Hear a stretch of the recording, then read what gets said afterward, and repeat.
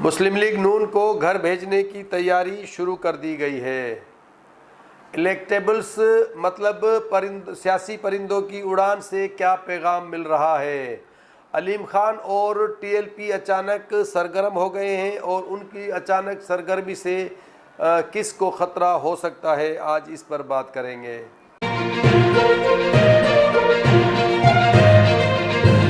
अस्सलामुअलैकुम, मैं हूं राना शेर मोहम्मद और आप देख रहे हैं मेरा digital channel face of Sindh.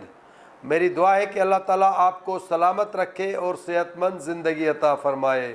मुझे उम्मीद है कि आप मेरा ये चैनल ज़रूर सब्सक्राइब कर लेंगे। मुस्लिम लीग नून के लिए जो मैदान साफ 2024 में कराया गया था, उसी मैदान को इनके लिए अब तंग किया जा रहा है। पीपल्स पार्टी के बाद नून लीग के अरकान गिलगित बल्तिस्तान में जीत कर आए थे, मगर जो 4 आज़ाद अरकान जीते थे उन्होंने आईपीपी में शमूलियत करके वहाँ की तीसरी बड़ी सियासी कुव्वत बनकर उभर आए। अब आज़ाद कश्मीर में इलेक्शन होने जा रहे हैं और इलेक्शन से पहले ही अलीम खान बहुत सरगर्म हो गए हैं। अब आज़ाद कश्मीर में भी जो इलेक्टेबल्स हैं, सियासी परिंदे हैं, उनकी उड़ान जो है वो आईपीपी की जानिब रवां दवा है।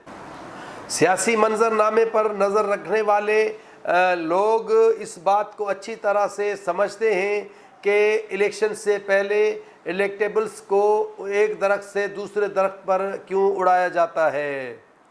पाकिस्तान में इलेक्शन से कबल सियासी परिंदों की उड़ान से तारीख भरी पड़ी है। माजी करीब की ही अगर बात की जाए तो 2008 में पाकिस्तान भर के जो इलेक्टेबल्स थे उनको पाकिस्तान पीपल्स पार्टी की जानिब उड़ाया गया, और वही इलेक्टेबल्स जिनको सियासी परिंदे भी कहा जाता है 2013 की इलेक्शन से पहले मुस्लिम लीग नून के जानिब उड़ान भरते दिखाई दे रहे थे।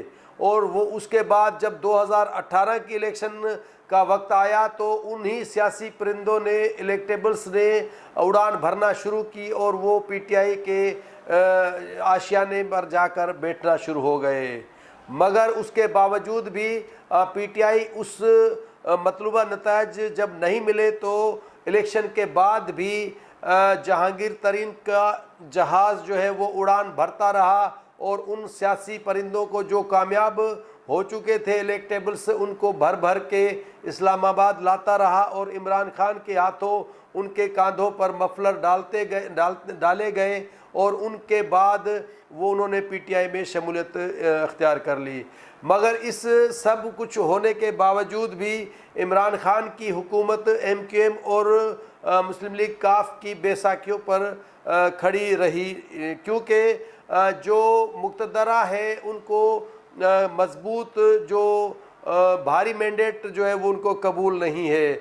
जिस तरह 1997 में नवाज शरीफ को मुल्क भर में भारी मैंडेट से जितवाया गया था, ये वो जीत कर आए थे।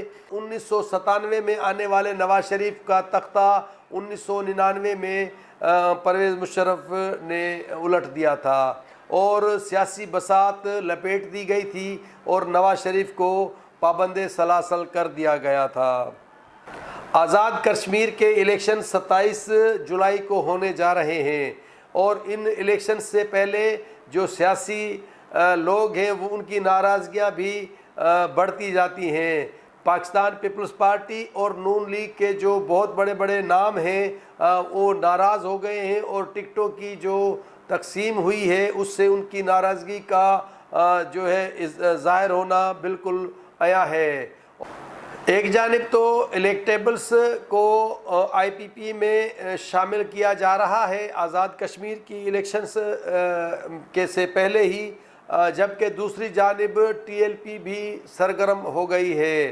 पंजाब भर में जो पाकिस्तान तहरीक इंसाफ के बाद सबसे ज़्यादा जो वोट लेने वाली जमात थी वो टीएलपी थी और नून लीग को बड़ा धचका लगा था और एक बार फिर ये जमात एहतजाज करती हुई मुल्क भर में नज़र आई और इस जमात पर सरकारी तौर पर तो पाबंदी भी आयद की गई थी, मगर उसके बावजूद मुल्क भर में उनके एहतजाज से क्या पैगाम मिल रहा है, बहुत से लोग ये बात समझने से कासिर है कि जिस जमात पर पाबंदी लगी हुई हो और उसको किस तरह से खुली छूट मिल गई है।